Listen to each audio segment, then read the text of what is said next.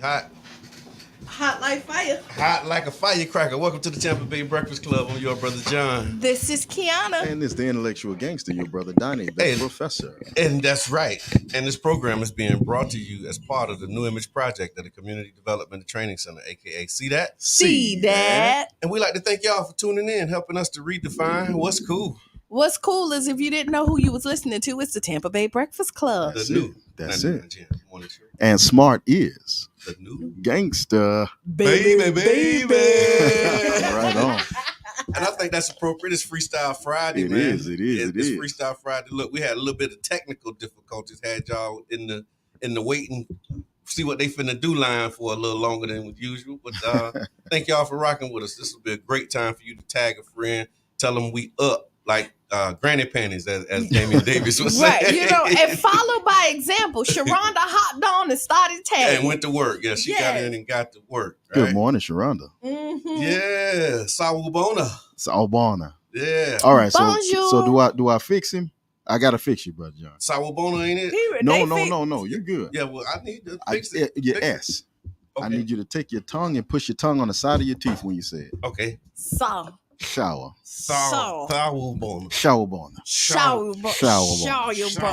Thank you for correcting. You know how like when you mad and you hold it, you know what? If you don't sit there, because you don't want everybody else to see you, your mama hold her mouth together. That's how you do that one. Sit down. Yeah. Sit And you down. said it with your eyes too. Sawubona. 'Cause Showerbona. Yeah, I'm saying it like tongue tied. Sawubona. Zulu Mush mouth. Zulu is that kind of language though. So a lot of the S's you hear pressed against the side of the teeth. Showerbona. Showerbona. Showerbona. Yeah. People would think that like, never mind. Yeah. Never mind. Shaka's great grand nephew name was Cashuel. Cashuel. Well. Oh, we got Jab in the building. Ain't Jab in here, right? He got the black tea memo. That's what I'm talking about. Yup, in my black tea. Oh. The ruler. We do. Yup, in my black tea. It's only one person that come fresh as death. Oh yeah, no, he ready to He comes suited and booted. look. You got to stay ready for a presentation. Y'all need to get the shoes. You got to always be ready for a presentation. Never know when you got to walk in these people's banks All right. On my and ask for money. King Jab, what's good with you, man? Man, I'm in here, man. Yes, sir. Mm. I'm in here, man. Yes, sir. I missed yesterday, so I was kind of scratching. Okay. Yes, sir. All right, so Perfectly on time too. yeah, perfect. You know, we got perfect. the perfect eclectic mixture today on the anniversary of hip hop. Yes, Mm. hip hop's 50th anniversary, y'all. Hop's 50th anniversary. So we're gonna get into that. We got the economic equity and justice grant, and a lot of good stuff that's cooking, man. And so yeah, like I said, tag somebody. So two things today we're gonna talk about for this week in history. 1965 Watts Rebellion begins. Yes. Mhm. So yeah, you know about that. In the predominantly black Watts neighborhood in Los Angeles, racial tension reaches a breaking point after two white policemen. This was 1965. Mhm. You was looking like it was yesterday. No, I was just saying, no. You took a My pause. grandson. You took a out there. pause. Yeah. No, I did take a pause because like you have this and then we have just happened to Alabama, how close it is. But go. Okay, Mhm. gotcha. Yeah. So, two white policemen scuffle with a black motorist suspected of drunken driving. A crowd of spectators gathered near the corner of Avalon Boulevard and 116th to watch the arrest and soon grew angry by what they believed to be yet another incident of racially motivated abuse by police. An uprising soon began, spurred by residents of Watts who were embittered after years of economic and political isolation. The rioters, that's what they call them, the rioters eventually ranged over a 50 square mile area of South Central Los Angeles, looting stores, torching buildings as snipers fired at police and firefighters. And finally, with the assistance of thousands of National Guardsmen, the violence was quelled on August 16th. The 5 days of violence left 34 dead, 1,032 injured, nearly 4,000 arrested, and 40 million worth of property destroyed. The Watts Rebellion is also known as Watts Riots or the Watts Uprising, foreshadowed many of the rebellions that occurred in the ensuing years, including the 1967 Detroit riots and Newark riots. And that all started on August 11th, this day in history. Black August. What's up? Black August. Right on. Yeah, Right Black, on. Black August. Black August. Also, hip hop is born at a birthday party in the Bronx. That was the set. Yeah, that was the general. That was the Yeah, general yeah. response. Yeah. That sigh, wasn't it? That was a set. Was that relief? Right? That was what was that? That was real. Mm-hmm. That wasn't in the script. Yeah, Nah, that really wasn't. Yeah. But just think, we'd never had bebop, boom, Hip any of that. Like, you know what I Hip-hop was mean? Just born. think. All right. Yeah. And so I'm going to actually just like fall back, and we're going to kick it over to our historian, the professor, to give us the whole story. Let's talk about hip hop and its origins. Hip hop and its origins. Hip hop, they say, was born at a back to school party in the Bronx, South Bronx. But I don't know if hip hop was born there or if hip hop was born on the slave ship. Hip hop has always been the search for the drum.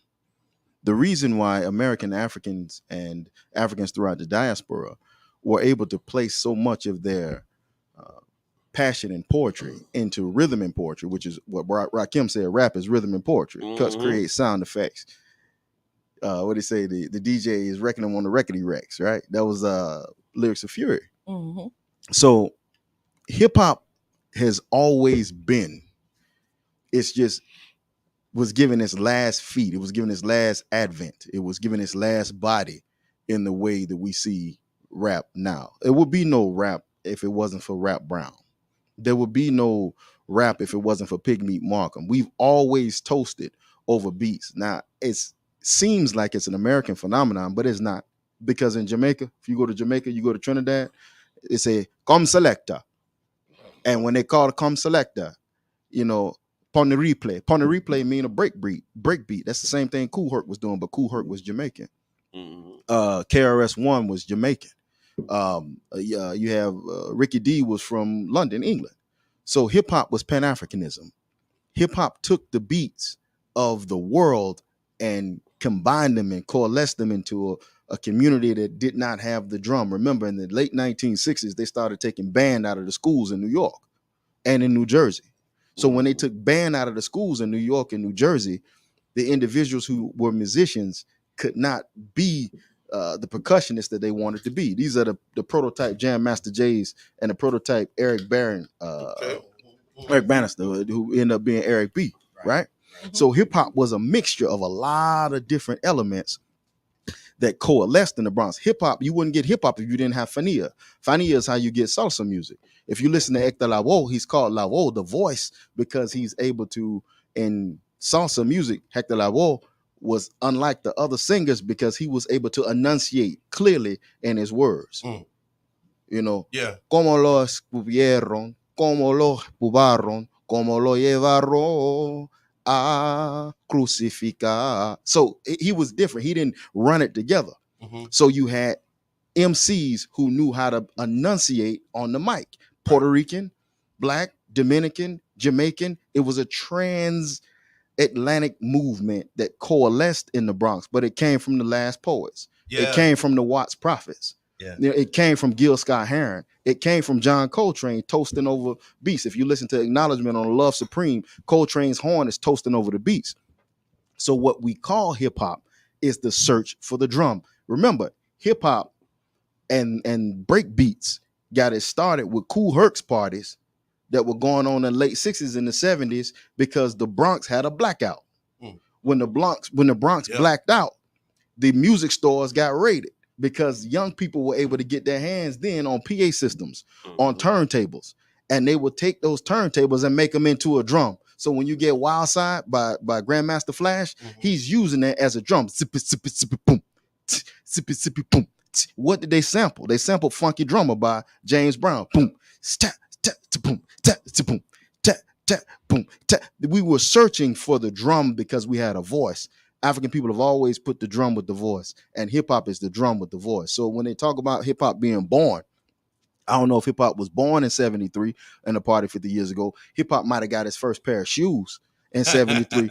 But you born before you get your shoes, right? Yes, sir. You walking before you get your shoes, right? Yes, sir. Hip hop was up and walking by that time. It just was in a different form. So as we, as we explore, I know we hard up on the break right now, but as we explore more and more this idea, King Jab, I'm glad I got him here. I was talking to my son this morning about my first introduction to hip hop was JJ Fast Supersonic.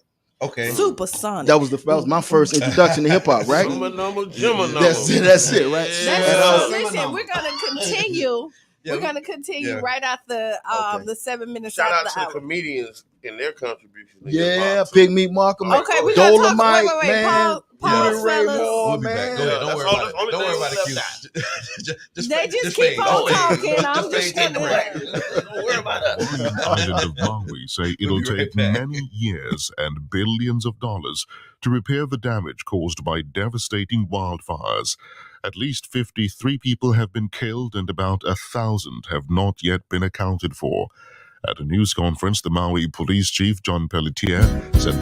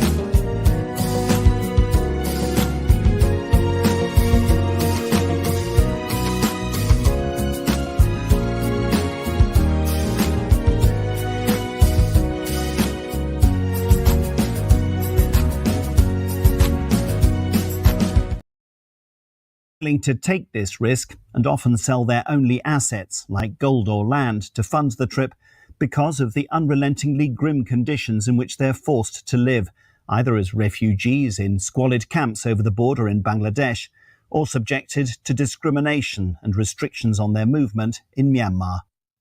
Police in Ecuador have said the murder of a presidential candidate on Wednesday was carried out by a group of Colombian gang members. Fernando Villavicencio, a member of Congress who spoke out against organized crime and corruption. It was the best of times, it was the worst of times. It was the age of wisdom, it was the age of foolishness. Oh, hi, I didn't see you there. Just brushing up on some of my favorite literary classics. Even if a page turner like this isn't up your alley, did you know our libraries offer so much more than classic books? There's also things like passes to local museums. You can download ebooks onto your Kindle device. And super cool things like a team gaming program. Visit your local library and see all it has to offer.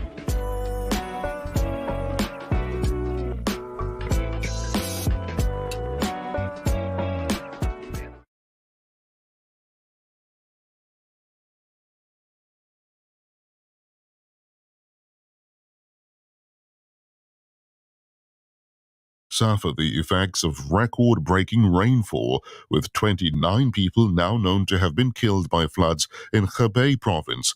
Official media said rescuers were still trying to find others who were missing. In the Heilongjiang region, tens of thousands of people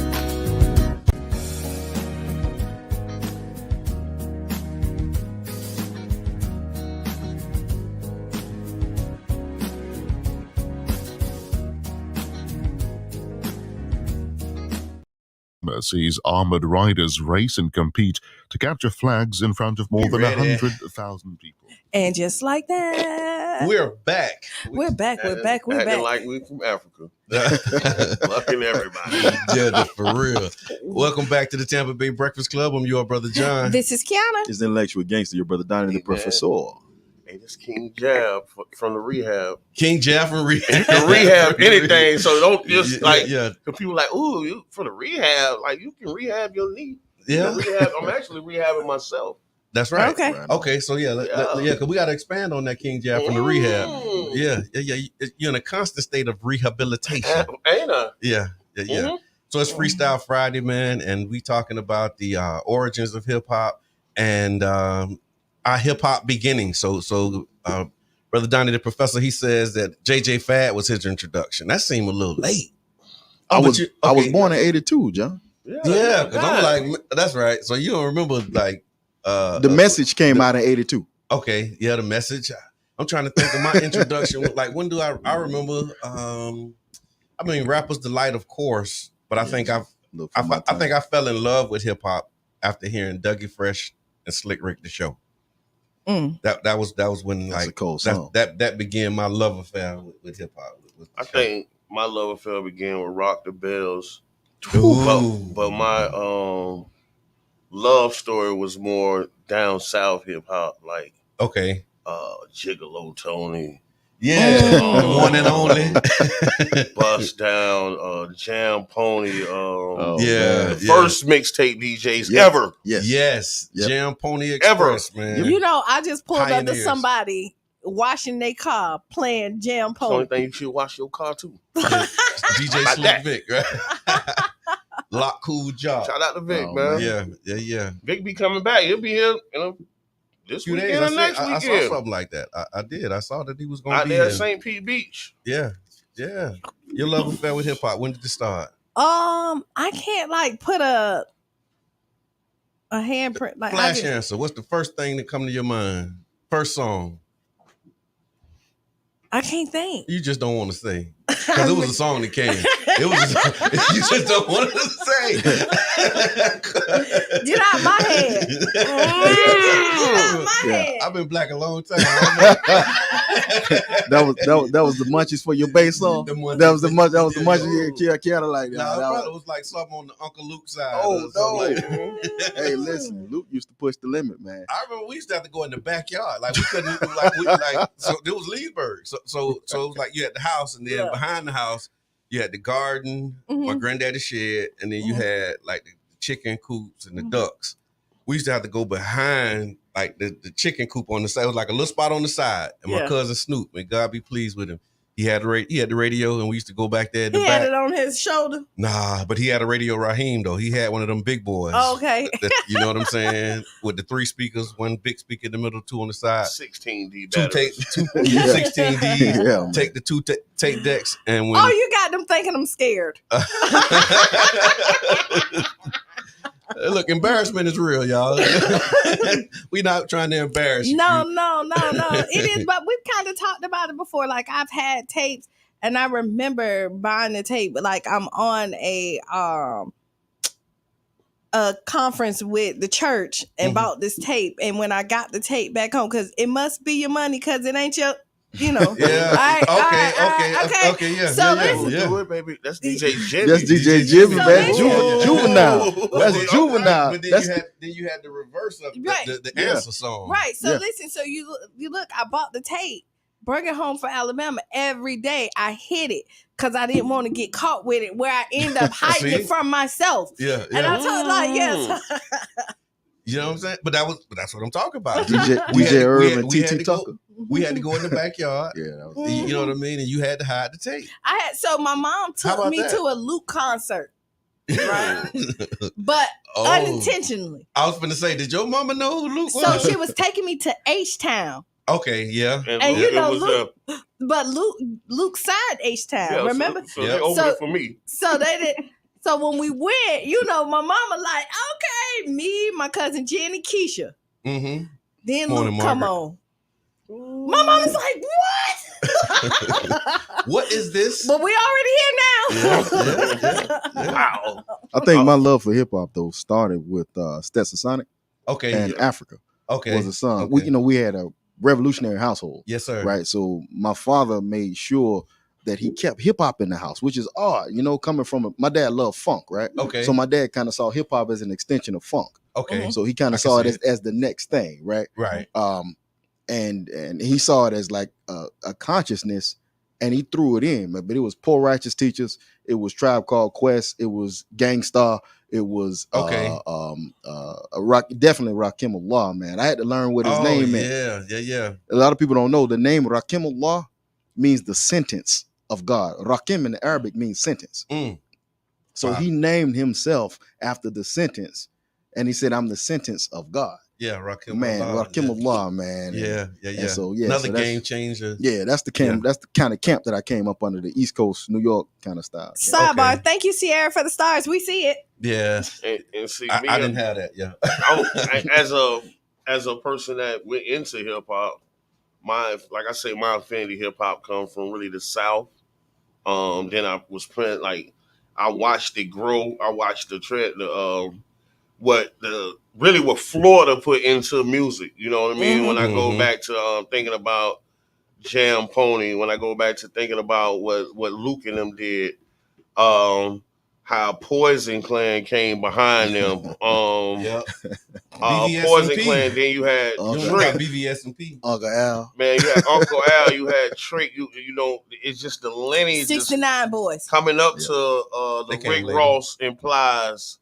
You know what I mean? The contributions. I really believe that Florida, going back to Throw That D, which was a dance song. Yeah. We contributed to a lot of the dance music, to making dances to music. Like the even the blowing of Atlanta when the Lean With It, Rock With It came out. That came out after Jermaine Dupri signed Kaya. Okay. Because K Wayne With It was the biggest dance song ever. You know, ever. And that was and then you'll see the transformation now, Atlanta dancing to the song. The contributions of the Florida music, man, is just so it just means so much to me even right now, even when you come up to what happened in this city right here with Squirrel. Yeah. Yep. Let me see you. December last year, I had Jam Pony Express in the house, and I had Squirrel perform. Oh man, I got video, man. Squirrel performed, man, because my brother-in-law Squirrel best friend. That's what's up. So I was able to, man. Squirrel ain't performed in years, right? And to go up in Ex-Con and Luciano and Paper Chasers, and all of this led up into what now you have one of the best artists in the world, which is Rod. Yeah, you know what I mean? Right here from the Berg, though, and he's leading the whole state right now. Look what's happening. Yeah. So, Eric Jackson said Houdini taught me about friends. And they really did. And Houdini was a really, really good group, man. If you think about it, not just they were like a rock group, but a hip hop group at the same time. Yeah.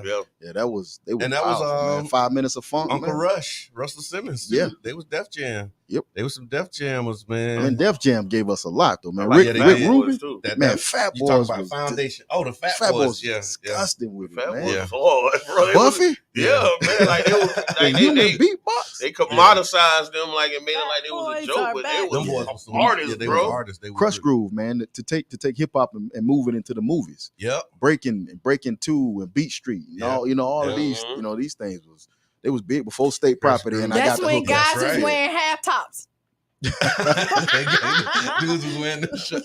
I ain't never that. I bucked a lot of the early trends and later trends too. Like a lot of that, we and Mr. Edmund talk about this all the time. You wasn't Turbo or Ozone? No, I was Turbo. Everybody was either Turbo. Tied a string around the broom. Oh man, you tied a string around. You was either Turbo or Ozone. It was one of the two. So do you know who Turbo? Did you have the good hair or the bad hair? You remember the scene when he had the broom and breaking? Man, you was raised right. I raised them right, man. Thank you.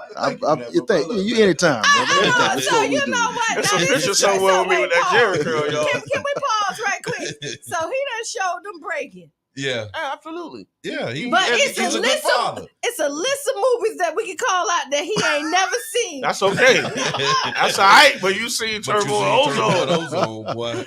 Oh man, shout out to Shabba-Doo, man, who was again another individual who was from the Latin American community, and hip hop kind of brought everything together. When you were talking about the hard beats that came from Florida, Man, it wouldn't be a Stevie B if it wasn't for Miami hip hop beats, man. And it wouldn't be roller skating, wouldn't be a thing if it wasn't for Stevie B. Okay. Stevie B kept it going during the summer, man. Not just Spring Love, but I mean everything else he had pushing, man. He was moving that thing. Yeah. Miami was up because of hip hop. So now, since we talked about like the history of it, now moving forward, what do y'all think about hip hop now? I want to move forward, but I got to talk about UTFO and Roxanne. Oh, come on now, Roxanne. Yeah, because that song was one of the first songs that had multiple beats. Yep. Like it changed the way that hip hop production is done, because it was like Brother Donnie mentioned the production earlier, but if you listen to the Roxanne, the first one, not all of the responses, but that first one, you can see how in the middle of the song they changed the whole beat and just got a whole new beat. Because they couldn't even mix with Roxanne. They needed that beat, because Roxanne wasn't playing with them, Roxanne man. Shante. Yeah, Roxanne. She's a doctor. They wasn't playing, man. She's a medical doctor. Now, now she's a medical doctor. That means she was a genius then. Yeah, absolutely, man. So okay, you ready to hold on? So which was colder? Now I'm sorry, Q. I gotta ask this because we all hip hop lovers, right? Yeah. Was The Bridge Is Over? Was that a colder diss track than Roxanne? Ooh. I got the coldest diss track ever. Oh, I got the coldest diss track ever. I'm gonna let y'all go. This is Would You Rather though. That's what. All right, so while y'all think about that, my coldest diss track ever was New York. From the Dog Pound. Bro, Corrupt when it shut down the whole East Coast. Pound, House closed, we gone. It's back on the West, baby. Yeah, it's over with, bro. Okay, and I'm talking about I'm from the East Coast and came back, shut down, and went back west. Yeah, that was cold. Man, it wasn't colder than no Vaseline though. No Vaseline. No Vaseline is my number one diss track. Absolutely. Like, but he shut down the whole coast. There's no Vaseline. Hands Them down. boys went through New York kicking down buildings. Yeah, they shut down the whole coast. They did. With no Vaseline. Yeah. Against All Odds, man, is a heck of a diss track, bro. Okay, yeah. Against All Odds, get everybody. When Pac said I'd probably be murdered for the stuff that I'm saying. Yeah. When Pac said I'd probably be murdered. He did. For the stuff that I'm saying. I got a co-sign with UB, no Vaseline. No Vaseline was right. Margaret, good morning. Margaret say reggae music crossover is very relevant to hip hop. Yep. She said, what about Bob Marley crossover music? Yep. Yeah. I'm looking at Bob right now. He's looking at me, man. It's all, he's telling me it's time to go this way. He ain't got to tell you. You know what time. You know. Yeah, but he looking at me like, bro, you ain't been that way. Like, hey, come see me. Oh man. When Pac said God don't like ugly, it was written. Hey Nas, your whole style is bitten. You fake Rakim.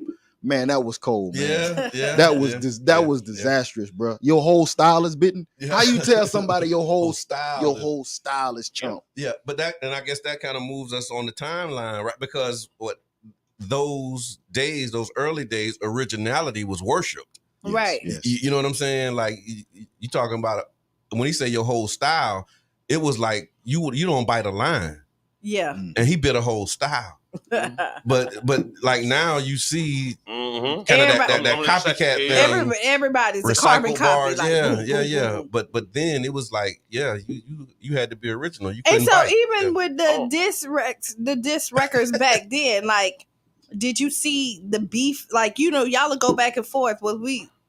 Now you see the diss lives are taken. I mean, I think back then it was the same thing. It was like right now, it's just the violence more publicized. Shout out to LL because LL ran through numerous people on beats. As I was thinking about it, like LL, me too. LL ran like, you want this? Yeah, he established himself. Yeah, shout out to LL. And when you think about rap beef, it was competitive. It's like sparring. Good ciphers are amazing. Yes. I love a good cipher. What? Like, I love to see a group of people up there and then you battle and then you don't know what they're gonna say and then they just Yeah, it is. It is. It's something about the cipher. Ooh. Yeah. Who's your favorite freestyler? Ooh. I think that's I would have to say Snoop because I ain't seen Snoop right since the 90s. I was thinking Snoop. Yeah. I was blessed to be, in around Snoop that was camp. a game changer. I ain't never seen Snoop with a tablet. Like when he seen Pop come do that, Snoop ain't right no more. I don't know. I can't really think of like. But when you talking about freestyling, like because that's a whole other era. Yeah, I'm gonna take it from Snoop and I'm gonna actually give it to Wayne. And then Wayne the other because killer freestyle. Because it's the only way you can do the amount of work that he put out was just, hey man, give me the mic. I ain't got time, right? But here's the thing: when you think about, and this is another one of them conversations for the culture. When we think about freestyle, so originally with like all hip hop was freestyle. Mm-hmm. You think about hip hop, hip it to the hip it, you know what I'm saying? And then just it was like ad libs. And so to your point about Toastmasters, it's more of just, you just adding things over the records.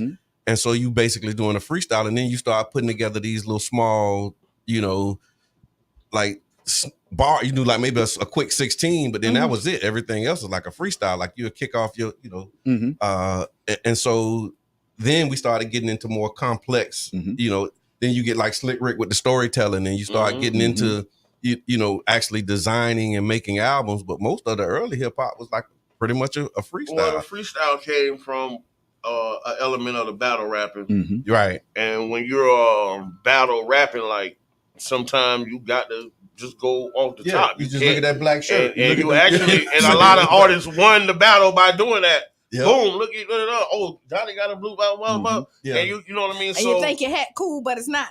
Yeah. Throw it up in the air. The same thing. But don't worry, baby, I got a chair. See what I'm saying? So that's just it. Imagine, that's like, what we do. Just imagine. This is the way I thought about it, right? Just imagine. I'm anywhere. I'm running down the deck. I see Brother John hat flying. Yeah. Look, you just took my hat. Because we living with no regrets. Okay. Look, we can build one right now. I'm telling you, man. Yeah. Tampa Bay Breakfast Club. The culture of the cipher, and the culture of the 5% Nation. 5% Nation? First off, they're inextricably related to hip hop. You have no hip hop if you don't have the 5% Nation. If you don't know basic parts of Supreme Wisdom lessons, the stuff that you pick up in hip hop won't make sense. Yeah, that's true. And that's from any genre of hip hop, from West Coast to down south to it all comes from that piece. If you miss that piece, then you miss hip hop altogether, and you miss the beauty of the cipher, because the cipher again is a thing. It means something. Right. It's a zero. It's a circle. I want to bring in Miss Teresa's comment, and I think that'll lead us into the book of the day.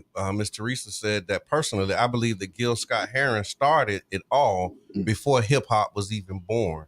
And that actually will lead us into the book of the day. He was part of the originals. Gil Scott-Heron was. He definitely was. You put him along with, like King Jab said, Rudy Ray Moore, because you can't pull away Dolomite from rapping. That's right.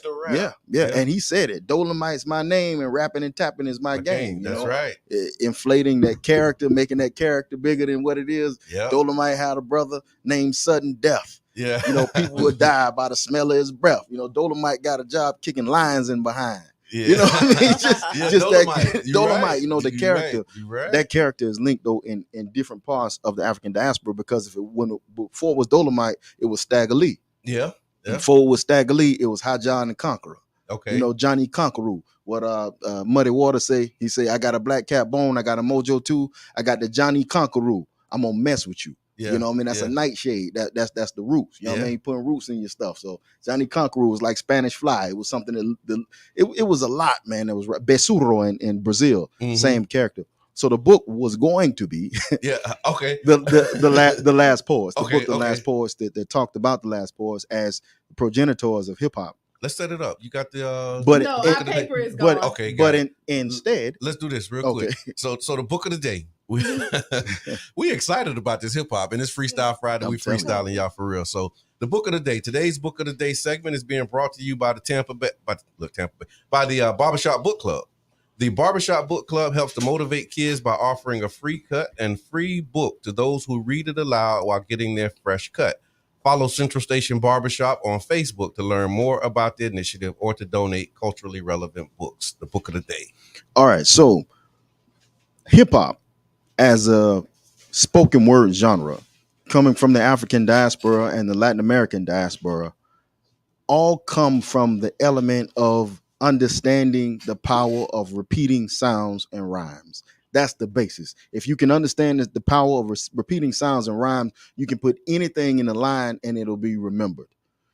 That tradition, the influences of Hebrew religion, the influences of Islam are heavy in that tradition because those are book reciting traditions, and you recite them in a poetic language, be that language Hebrew or Arabic.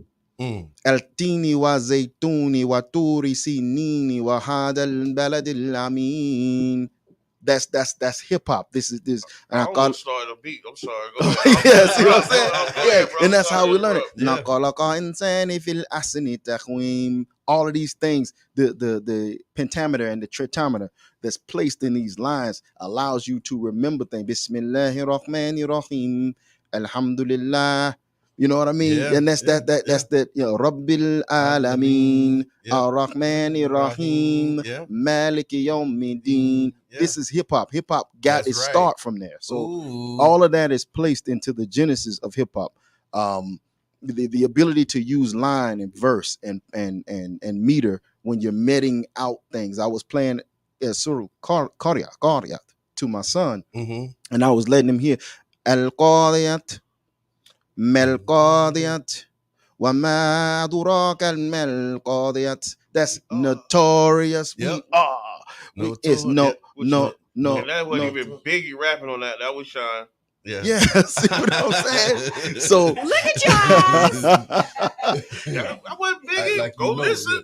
So that rhyming tradition is deep in the culture, and it can't be removed from the culture. Remember, Hispanic culture comes from Moorish culture, and Moorish culture comes from North African and West African culture, and it all comes from the literacy of being able to repeat both the things that are in Torah and Tanakh and the things that are in Quran. So today's book of the day. Okay. You ready? I see what you did there. Is the Merriam-Webster Rhyming Dictionary. Oh. Listen. I'm gonna tell you this. If you have if you're a real rapper or any really about it, you got a rhyming dictionary somewhere. You just see the first thing I did when I said that? I was like, I didn't even know they had a rhyming dictionary. What? Yes. And it's Merriam-Webster. And it's Merriam-Webster. It's not urban. These things have been around. I've been looking at these since the 80s. No, really, because if you in the studio, if you're writing and all that other stuff, and you can't come, you'll go in there and like start flipping through the rhyming dictionary, right? Just so that you can. Ain't gonna have a thesaurus if you're a real. Okay. Because you want somebody to think, right? When you say it, and then you want to be like, "Ooh, the wordplay is what get people." Yes, right. And that's one of the things too when we start talking about the impact of hip hop. And I got like a list of things here where it talks about the impact, the multifaceted impact on culture, fashion, and activism since its emergence. One of the things that it talks about is the linguistic innovation, and it says here, hip hop introduced unique linguistic and poetic techniques, such as wordplay, metaphors, and intricate rhyming schemes. This contributed to the evolution of language and communication, influencing not only music, but also literature and everyday speech. So hip hop actually influenced literature and the way we talk just in general. That's a contribution of hip hop. It also talks about the social commentary, of course. Many hip hop artists use their music as a platform to address social and political issues. So dealing with racial identity, racial inequality. And when you talked about the hip hop you grew up on, it was, and really a lot of us, it was educational. Shout out to S-Class. Yeah. Oh, man. Yeah. Yes, sir. You Must Learn. Van glorious. Y'all remember You Must Learn by KRS-One? Yep. Grand Verbalizer. My philosophy. That's when we learned about black inventors. Because he was talking, like he ran down them black inventors, man, in You Must Learn. And that's when I was like, okay, Benjamin Banneker made the clock. Like, wait a minute, hold on, what is it? I'm proud to be black. Run DMC. Oh my God, you know what I mean? Yeah, I'm proud and that's to a be. Fact, y'all. And if you want to take what's mine, I'll take it back, y'all. It's like that. Jam Master Jay, man. Yes, definitely. And they said he was the stylist. Yeah, that's when they got stuck. Because if you look at early Run DMC, they had on the jackets. They was dressing like Jay. I just heard this in an interview. They started dressing how Jay was already dressing. Jay was that dude for real. And that was revolutionary too, because what happened with Run DMC, they basically just wore regular clothes. They were not like before that, it was like performances. So you had like Melly Mel and they had tassels. They had outfits. They had outfits. Got right up under the nipple. Right here with, oh my bad, them boots and you got a brazier. They got blouses and all. Coming hard. And then Run DMC was like, we just gonna dress like how we dress on the block. And then they started dressing like regular people. I mean, and then if you look at the culture of martial arts, martial arts was you can't separate martial arts from hip hop. They go one, and how many times? S1W. Yeah, the S1. Oh my God! By the time I get to Arizona, I was raised watching that video. Yeah. So that's what I thought about politicians. But by the time I get to Arizona, if you haven't seen that video, everybody please watch it by Public Enemy. By the time I get to Arizona, but a funny thing that you mentioned was the Sugar Hill Gang, right? And the Rapper's Delight. I'm the CASN, the OVA, and the rest is FLY, right? Yep. I go by the name of the doctor of the mix, and these beats, I'll tell you why. Yeah. Because I'm 6. Okay. That's Big Bang Hank, Yep. who stole that from Casanova Fly. Yes. Because Big Bang Hank literally took his name, right? Yeah. But you had Grandmaster Cass, Grandmaster Flash. These are martial arts titles. Grandmaster, right? Yeah. And so, Wu-Tang, they took it and really put it in your face. Right. But man, martial arts has always been a part of hip hop. Yeah. Even the self-determinism of naming yourself, right? I trained with Dolomite. You know, you trained with Dolomite. Dolomite was born in a barrel of butcher knives. I was in the martial arts class with Dolomite. I was in the martial arts class. We talking about early pioneers, Muhammad Ali. Ali used to rap, man. Muhammad Ali was rapping. Muhammad Ali was rapping in the 60s, man. The original freestyler. You talking about freestyling. That's right. He said he handcuffed Lightning and put Thunder in jail. That's a bad man. So mean he make medicine sick. So you got the cultural expression. So you got the cultural piece. You got the fashion piece. So as far as expression and identity, hip hop provided a platform for our communities, particularly, Black communities, Latinx individuals, to express our thoughts, experiences, and emotions. It became a way to articulate our stories and challenges, fostering a sense of cultural pride and unity. That's another one of the contributions. The activism, the fashion, you name it. I mean, it went global. I remember rapping Duke. Never thought the hip hop would take it this far. Yeah, but that was like rapping Duke was actually a song. Aretha Franklin. Rapping Duke said he wanted to rock Aretha back then. Yeah. And then they had which cartoons? It was one of the cartoons. Might have been Heathcliff, and they had the character Wordsworth. Yeah. I'm surprised that nobody stole that name. Wordsworth used to rhyme. Yeah, used to rhyme. He had roller skates, headphones, and he was the hip hop, character on. You taking it back with Wordsworth?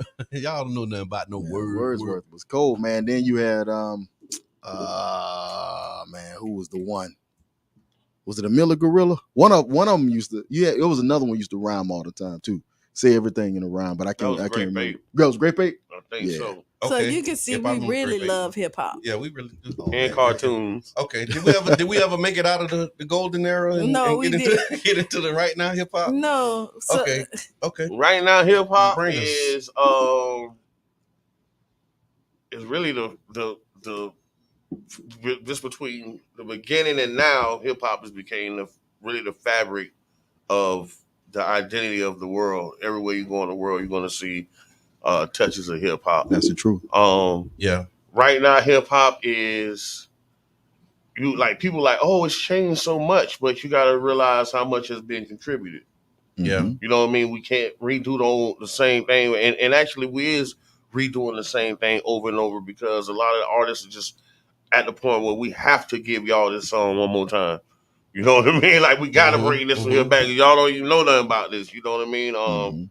I mean, and in the early, again, just thinking about the beats, it was like samples. And so it was like heavily sampled. And now you're starting to see the emergence of samples. And I think the beauty in the sample is that's what makes it intergenerational. That's how you're able to connect parents with children. So I have a question for y'all. So you know how like we can identify songs. What will be a song right now that you think people will still be talking about and playing 20 years from now? Made today? Made now? Yeah, made right now. Oh, that'll be playing 20 years from now? Right, because you know. Yeah. Supersonic, like you will play that everybody. Ooh, get you up, yeah. Right, we got music. So, what is a classic hip? I'm looking over here like you go. Like you got something for me? I don't see any songs. You don't see any songs that'll be playing 20 years from now. That came out this year and gonna be playing in 20 years.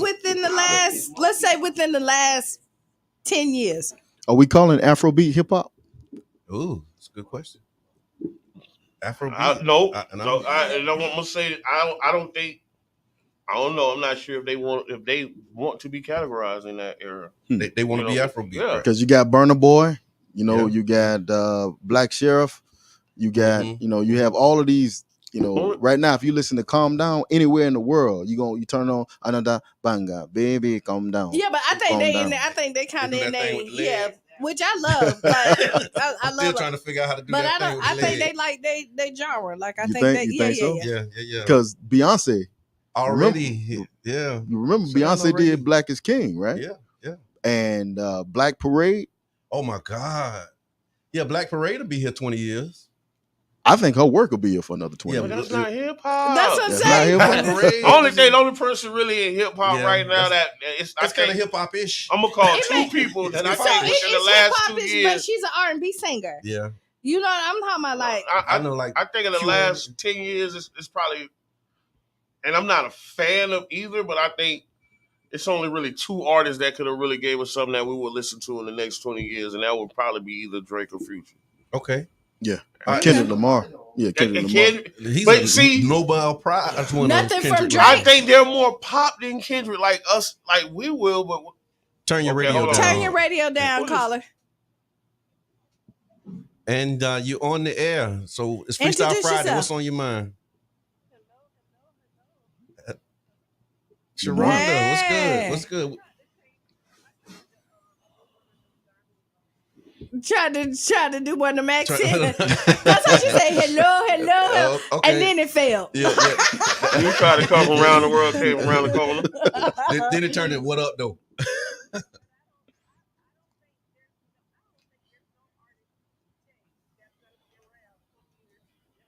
Oh man, you don't think they have staying power?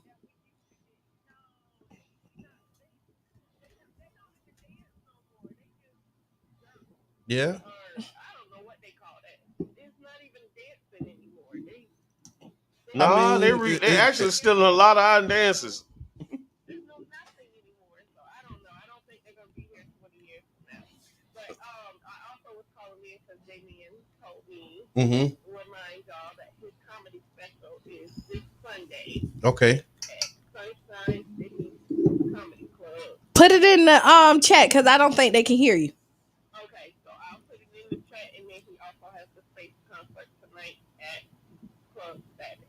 Okay. Thank you for calling and thank you for all that you do. All right. Yeah. I think these kids actually dancing better than they rapping now.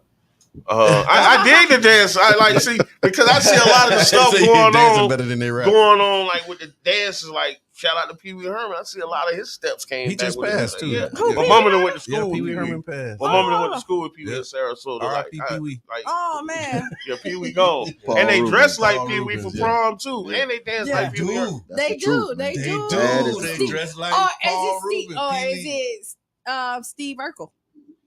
Man, no, Urkel had on suspenders. No, they dressed like Pee Wee. Look, Listen, I got a whole thing on Urkel. Why they get Urkel that's like already that. tight and already cut at the ankle. They were trying to keep us from knowing Smart was gangster. Yeah, they were. Mm-hmm. That's when he became Stephon. Yeah, like you can't be Smart smart and be like Stephon. So for y'all who couldn't hear the caller, she was just saying she don't think there's anybody that's music's gonna last over 20 years. Well, she said any artist. So the question was music, but like, I would say if you say an artist, I would have to go Kendrick. Like I think 20 years from now, Kendrick will have something to contribute. Like because J. Cole he already 20 years ahead of us. Right, but shout out to Inglewood. But is it gonna be because when you listen to Kendrick, you have to. It's lyrical. Yeah. Right, and it makes you think. It's not gonna be popular across the masses. When you think it's something that's gonna. So you're talking about like hits. Yeah, like I don't think because again, what's popular is controlled a lot of times. What we see on the charts and what we like. Again, and I remember, and I'm sorry to keep going back in time, but like I remember when we used to be excited to hear a hip hop song on the radio, like and it was Shaka Khan. Remember Shaka Khan? I feel for you. Yeah. Shaka Khan. Once you heard that, like you was waiting for the written by Prince. So okay, thank you. Written by Prince. So you waiting on that verse because now you get to hear hip hop, but it was like, and then Kenny K on the radio, like going, and so then. Like you had to know hip hop, you had to get the tape so that you could really make an assessment. But now I think they determine, meaning like corporate America and what's trending and what's popular. Those are the ones that determine, you know, what's going to be the new thing or the new hot song. I think the internet's kind of disrupting that. They're determining the programming. Yeah, it's programming. It's programming. The algorithms. It was just a question because I can't think of like, you know how whatever the algorithms say is the you song. sit up there and just think and be like, oh. Yeah. Am I gonna put this in my car? Like, when the last time you like got a full album and just listened to it from front to back to? I tell you when I just did it. When? Killer Mike. Okay. Killer Mike's new album, Michael. Okay. Yeah, that's a how did he say it? A generational statement. Okay. It's not a classic. Like if you're looking for a good hip hop album that you can listen to from top to bottom, get Michael by Killer Mike, man. That it is definitely a generational statement and one of the most recent ones that I was able to do. Shout out to Compton. Richard Sherman just got the spot with Skip Bayless on the shot. So shout out to the geniuses coming from Compton. Okay. And he replacing was that Shannon Sharp? Shannon Sharp was on, yeah. Okay. So, Richard Sherman? Richard Sherman. Okay. So Richard Sherman. Eric say the Jet magazine Stanford. used to keep us on point with the top 20 artists and songs. That's right. Yeah. And page 43. I ain't gonna even tell you what was there, but that's the beauty of the week. That's the beauty of the week. If you know, you know. And if you don't know, your thumb now you know. Good, you can just split that thing down the middle. All Yeah. Hip hop gave us that, though. I can say that. As much as people try to deride hip hop gave us an appreciation of men. Talking to the men now, gave masculine men an appreciation for beautiful women. Yes, sir. Hip hop did that. Hip hop wrote some of the last love songs of popular culture. I Need Love. Yeah. Right now, Crystal can rap every lyric, Game top changer. to bottom, of I Need Love. But I need love. yeah, LL hip hop gave us sex symbols. Yeah. That looked like us, that moved like us, and it gave us an idea of masculinity that a lot of people modeled. I can say that was a good thing that came from hip hop. All right, we got to transition. I got some information that we put in the title that I want to get out. So we're gonna do some updates and announcements, and then we're gonna have to land this plane, man. We got 15 minutes. So two things. We talked about this the other day, but as the 2023 school year approaches, that's actually here now. Somebody at my door. Pinellas Suncoast Transit Authority, PSTA, they're offering free rides to students, teachers, and staff on all buses every day. They announced that. So in order to receive a free ride on PSTA, all you have to do is show your school ID to the bus driver. And if you'd like more information, you can go to their website. And they'll let you go to the beach. Yes, they will. And y'all be careful when y'all go out during there. school hours. You'll be careful out there.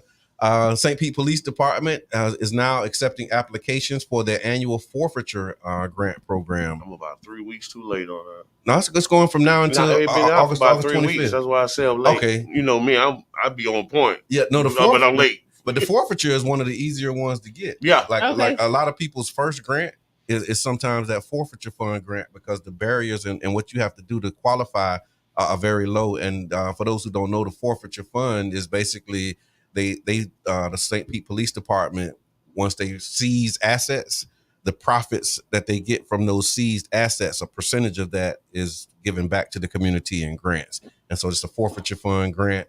The purpose of the program is to provide financial support to neighborhood groups, associations, agencies, other nonprofit organizations that hold 501c3 or C4 designation. They're intended to support programs that address the following areas: neighborhood safety, crime and prevention, drug abuse education, drug abuse prevention, drug abuse treatment, and school resource officer programs. Again, the assets come from the seizure of money and things that were taken during criminal activity. You can apply. They're accepting them now through August 31st. You go to police.stpete.org/forfeiture and you'll be able to get that grant. Brother John, can we ask a moral question on that real quick? Sure. If the police department, the state, can redistribute what they consider ill-gotten gains. Uh-oh. Oh boy. The wet dream is going out the window. Then why is it considered at any time morally wrong for the community members to expropriate individuals in the community who have ill-gotten gains?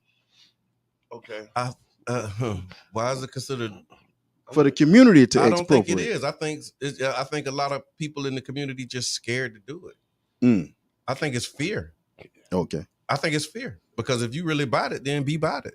If you really gonna do it, then go do it. It's just interesting though, and then stand on it. Yeah, but you look at people like Asada Shakur and Imam Jamil Al-Amin and Zayd Shakur and all really the whole Shakur family, man.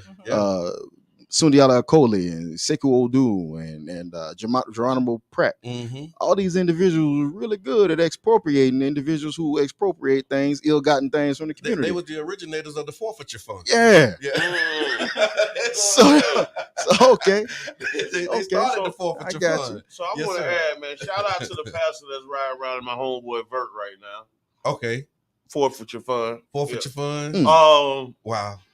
What this fund can be used for? That might be your pastor with a $30,000 teal Vert.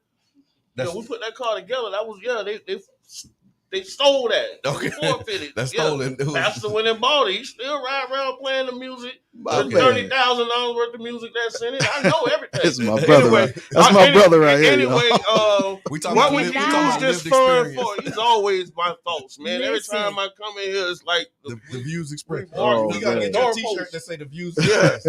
So let me finish. We cannot make this up. Let's use what we gonna use this grant for. Yeah.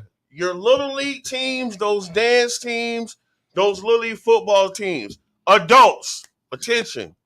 Stop taking these doggone kids and having them standing on the corner talking about, give me some money. That is not fundraising.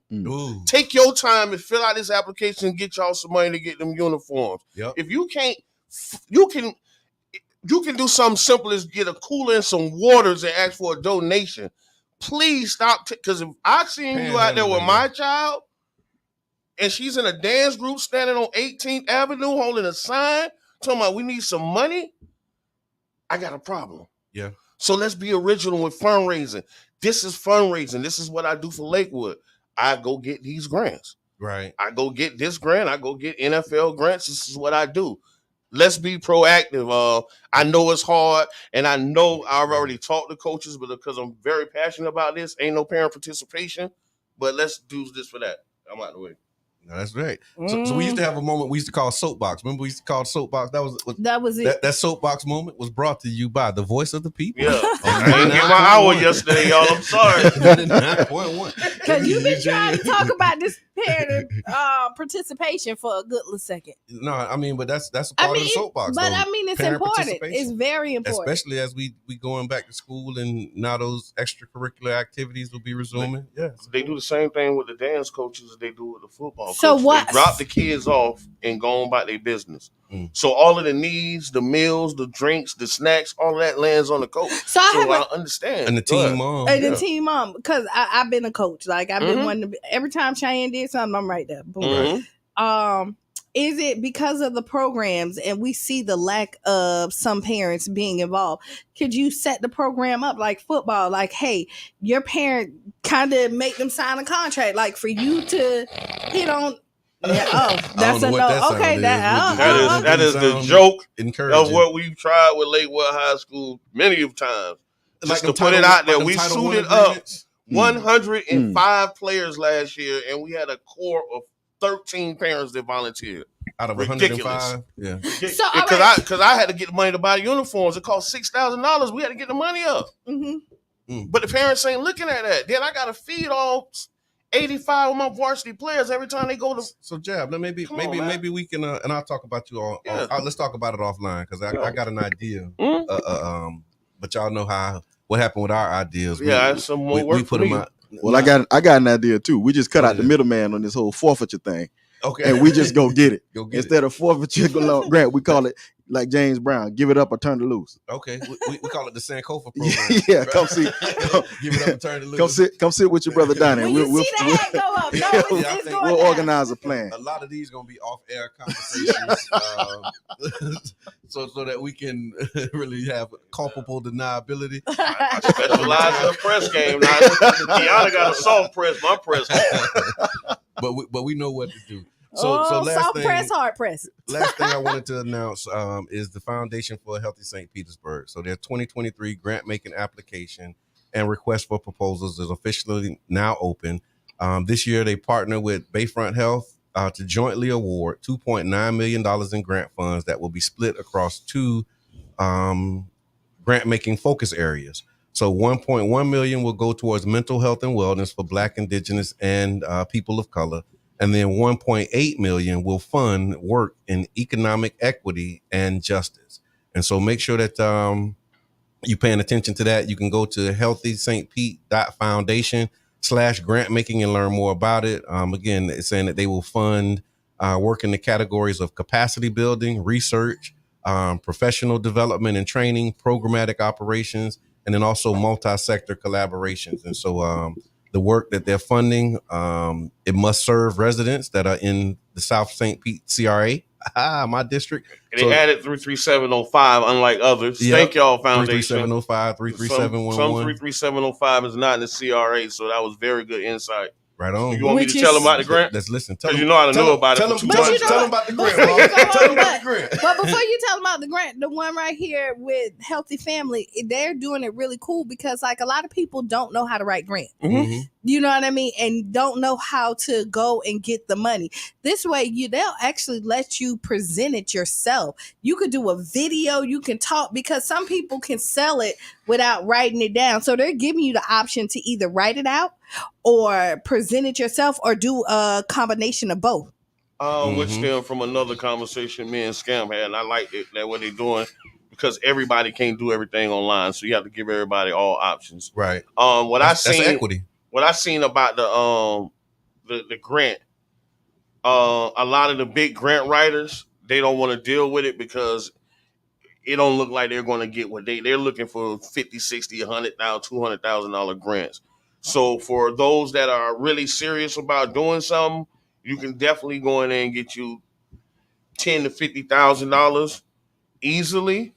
They work with you. You don't have to be all the way set up. You don't have to be a nonprofit. You can go in there with your ideal and use another nonprofit as your fiscal agent. Okay, cool. So yeah, go check on it. I'm already on it. You already knows. Yeah. So please read the full RFP and details that they're funding. To apply, again, you go to healthystpete.foundation/grant making, and you can get those details. So since you're talking about events, if you haven't already got your tickets for Damon Davis comedy show this Sunday, August 13th, please do so. He will be recording this. This is his comedy special.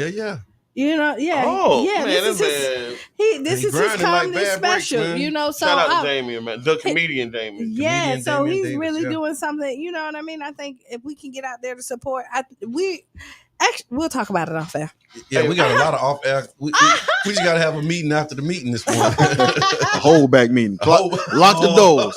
Lock the door. Man, I Hold get back. triggered when you say them words. My children, I can't say hold back for you with my children. That means we ain't going home till 4 o'clock. That's the too much. That's thing. Too much movement in here, bro. Yeah, that's too much movement. Like, why is everybody moving? That was our ministers. You oh man, why is everybody moving? We only need one person at the door, brother. So yeah. Oh man, we need to have a reunion just so that we can share them stories and them laughs, man. Oh, yes, sir. So hello, Alice Grant. Yeah, we almost there. Oh, it's a lot of man, but this week gonna be Grant week for me, man. So tell me what's cooking? I ain't telling. Okay, got it. You got Hello Alice, and you got the Foundation of Health to St. Pete. Yeah. I'm gonna do a show about grants, but my next show is actually I'm linking up with the team. Okay, and we're finna do a high school football preview for Thursday. High school, I love that. I love that. Let's go, yeah. That's what's up, man. Yeah. So look, we got like 6 minutes left, and again, it's Freestyle Friday. We ain't got time to do Ask Qiana. We can get to it Monday. But yeah, the call program. Just wanted to give a shout out to our colleagues on council. We actually were able to approve funding, a $5 million allotment to increase the funding from the $850,000 pilot for the call program. And so shout out to them and that. Y'all know the call is the Community Assistance Life Liaison Program. It's the program where we're sending out social workers instead of police for mental health, calls. And so when you gotta, are they working on the DCF? Yep. I've been doing a lot of fingerprints for social workers on the DCF. That's just a question. I don't know, but this is a partnership between the Gulf Coast Jewish Family Services and St. Pete Police Department. Again, it began as a pilot they say it began as a pilot in 2021, but it was actually something that we were advocating for back in the summer of 2020.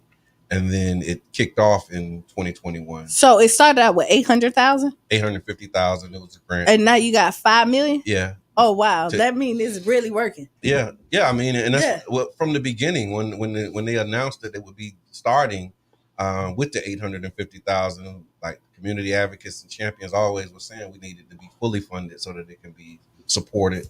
And so we've been advocating for this increase in funds for really since the program started. We was like 850,000. What you gonna do with that? But it was like a grant, federal stuff. Mm-hmm. Long story short, we up to 5 million now, and I was able to vote to approve something that I advocated for 2-3 years ago. Right on, man. That's the joy of this whole thing. Is being able to see stuff that you've been pushing and moving, and then now it's on your desk as something that you get to vote to approve. So you cry a lot. I used to. With like happy tears. Cause because I could just see you like when something that you're so passionate about, like soon as you get in the car, you're like, and the tears of joy just come. They do. And that's what I'm saying. Like I'm so grateful. I'm grateful. Like, and even if I'm not working on it or I've been a part of something, and then when something come up, like a lot of these babies being born. Yeah. So it's a lot of like happy tears. I take a lot of pride in a lot of this stuff because I remember a lot of the conversations around this. Like, I remember the incident when we was doing the street team work and we was on 18 and the police had surrounded the guy and he visibly was mental health issues. Yeah. And everybody looking at me like, Jab, what the hell you doing? I went and took my folding chair, that white one. I remember. And when they put it right there in front of the police, and I sit right there, and they told me, "What? Can I help you know the hell you can't? Yeah, because I'm finna sit right here, because y'all ain't gonna touch him. Yeah. Right on. And that's what it was. And this was like the birth of like, because we went to having conversations about this. Jab don't play. Like Jab sees something he don't play. But then here's the follow up to that. The debrief was, why are they sending police to deal with people? 7 of them. They steady coming up, and I'm like, what? And this was the question. Why are they sending police to deal with people who are having mental health issues? This is not a criminal issue. Like, is you know what I'm saying? Now you're going to make it one. They haven't committed a crime. Mm-hmm. And so that question is what we just kept pulling the string on. And then they start, and now they are no longer sending police to handle mental health issues. You know what I'm saying? 91% of these calls, they said are handled, and they also handled with just a social worker. That was another part of it, because when the pilot started, it was a police and a social worker, because it was strategic. I appreciate the chief for doing it this way. because the opposition, those who didn't want to see the program, because this was also when we were saying defund the police, or they were saying that I never agreed with the mantra, the idea, but just the branding of it, I didn't agree with.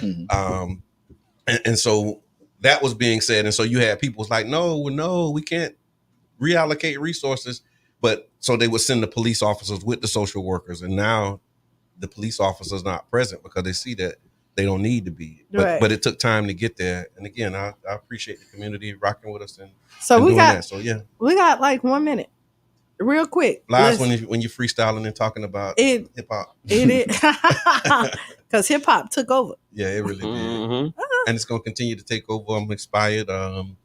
So shout out to all the hip hop artists, those who we agree with, those who still need a little talking to, and express yourself, man. Oh, with me, you know what the deal is. Final thought? Expand. Yeah, final thought. Expand. It's fine. Expand your gangster. Do for self. If you need a reminder, just look at the man who took the chair and hit the woman upside the head. Do for self, my man. Or suffer the customer. That's it. King Jab. My final thought is, why Qiana you always get to go last? She gonna say the same thing. She should go first, though we know what she gonna say. I'm done. That's your final thought. His final Final thought thought don't come on this Friday. Your final thought is I want to talk about how we do final thought. Yes. Why she get to go last and she ain't gonna change? Go ahead. I do sometimes throw a little something every night. Everybody say the same thing. Not me. So I should get to go. But never mind. We'll deal with that off air. All right, be the change you want to be. Unsee. There you go. Write down those 5 things. And don't invite Jab on your show. You don't have to invite Jab. Jab just go come. He got an open invitation and he uses it well. He does. Thank No, Jab always here. I'm your brother John. This is Qiana. It's the intellectual gangster, your brother Donnie El Professor. And this King Jab, man, y'all be easy. Believe and do good.